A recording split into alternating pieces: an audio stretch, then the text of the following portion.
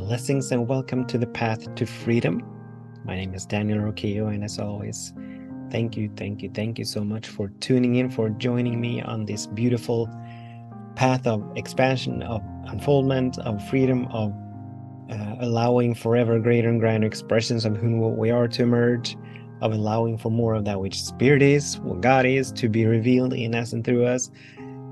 This beautiful path of allowing for more peace and more love and more joy and more harmony and more abundance and wholeness and beauty and bliss and grace and all these beautiful magnificent qualities to well up from within us along this beautiful path of us becoming ever greater ever more expanding beneficial presences here on this planet. So there are many ways to describe and articulate what this path is all about. They're all equally beautiful, and so yeah, it is. I love being on this path. I love being on this path, and we can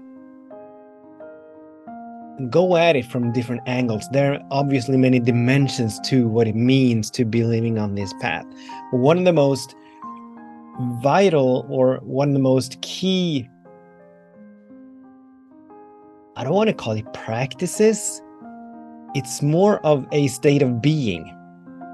One of the most key state of beings is living in the space or in the land or in the consciousness of yes and thank you. Yes and thank you. And that's what this what we're talking about today. The topic for today is living in yes and thank you. And what this means, I heard it from someone, I don't know, a few years ago, and they were sharing that they were living in this yes and thank you. And I hadn't really thought of it before that, but as I heard them share it, it made perfect sense, and it was in perfect alignment with my intentions for my life and how I want to live my life. And so yeah, I want to invite you into this beautiful space of living in yes and thank you. So what does it mean? What does it mean to be living in yes and thank you? Well, first of all, we need to realize that when we catch a vision, when we catch an intention, when we catch a dream, when we catch an idea, all of these are divine seeds. All of these are planted within us by the infinite spirit, by the infinite mind of God. And just as any apple tree originates, it emerges out of the apple seed. Any oak tree emerges out of the acorn. Any birch tree emerges out of the birch seed. Any rose emerges out of the rose seed. So everything emerges out of a seed. And we, of course, as being, we emerges out of, we can go to the egg or we can go beyond, but we emerge out of something. And so every dream and vision and intention that we have, these are seed, these are spiritual seeds planted within our consciousness. And as with every seed, the highest possibility, the highest potential for that particular seed already exists within the seed. And when the conditions are right and ripe, it gets to unfold, it gets to expand, it gets to grow into that highest possibility. It gets to allow for that highest possibility, highest version to emerge out of itself. And so when we catch something, an idea or a vision or a dream, that's a seed planted within us, and in that seed, inherent within the seed, is the highest potential. So the highest possibility for every single one of our lives, for every single one of our dreams or visions or intentions or goals, the highest possibility already exists, right? And knowing that, we become aware that as we are being guided by intuition, by that still small voice, by whatever, however guidance comes to us, that is us being led along the path toward the highest possibility for whatever we are moving toward. And it can be, so when we catch guidance, or guidance that will move us in a particular direction, or when we catch a dream or a vision or a goal or an intention, we're so wise to live in the space of yes and thank you, saying yes to it. If this is in any way, shape, or form in alignment with who I wish to be, how I wish to show up in the world, what I wish for my life to be about, we are wise to say yes to it, because us saying yes to it, we would not be given this guidance, this piece of guidance, we would not be pointed in a particular direction unless God already knew that we had it within us to allow for that vision, for that version, for that goal, for that dream, for that intention to come into fruition. I recently heard a beautiful, beautiful statement. I think it was coined by a woman called Reverend Deborah Johnson. And the statement goes, God does not call the prepared, but God prepares the called.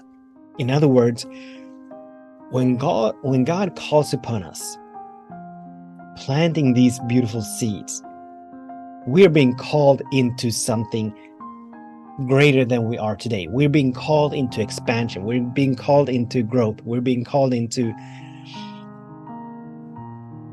allowing for something new and greater and grander to emerge. And in us saying yes to that, when we say yes to that, everything that we need to learn, everything that we need to cultivate, everything that we need to release and let go of, everything that needs to happen within us for us to move into being the open vessel for this dream or vision or intention to emerge, to flow through, everything that needs to happen will happen, but it will not happen all at once.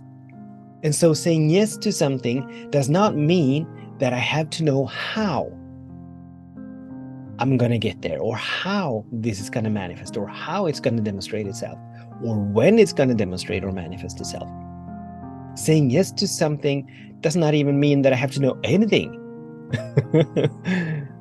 I don't even have to know what I'm saying yes to. And oftentimes, as is repeatedly the case in my life and in my experience, I'm saying yes to something, believing that I know what I'm saying yes to, only to find out as I'm moving forward that yes, or that initial intention or vision just keeps expanding and expanding and growing and growing and growing.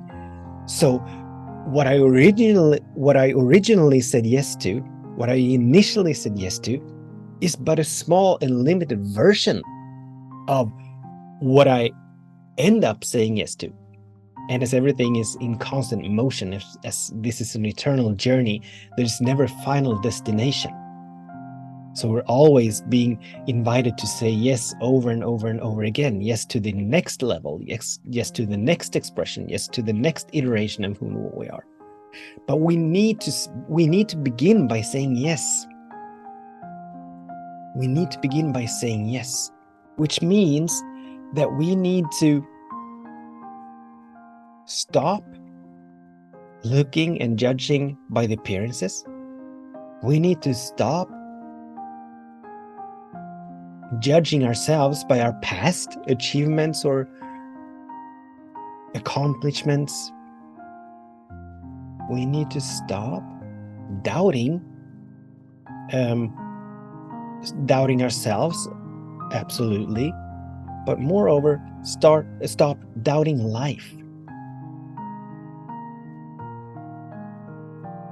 The apple seed is not the one that brings the apple tree into fruition. The the apple tree emerges out of the apple seed. But it's not up to the apple seed to make it happen. And so in that same way, it's not up to any of us to make anything happen. We're here as participants. We're here as vessels, as instruments for that which is seeking to emerge. So we need to get out. We need to find a way to release and let go of the sense of not being enough.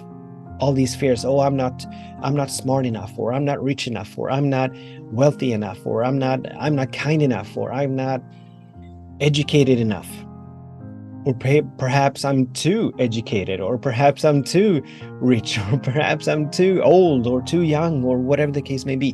When we catch a vision, that is the perfect time for us to say yes to it. And the fact that we are catching the vision means that we have everything that we need to say yes to it. So what I'm trying to say is that we're so wise to release and let go of our excuses, our fears, our worries, and doubts where the manifestation is concerned. We're wise to release and let go of wanting to know or trying to figure out how whatever is emerging is going to emerge. Because none of that is up to us. What is up to us is saying yes. Yes, and thank you. Thank you, God, for planting this seed within me. Yes, yes, yes, I'm absolutely on board. Yes, yes, yes, I'm going for it. I'm open, I'm available. I don't know how, I don't know when, I don't know anything. I don't even know what it's going to look like. What I do know is that I'm willing to begin to move in this direction. So whatever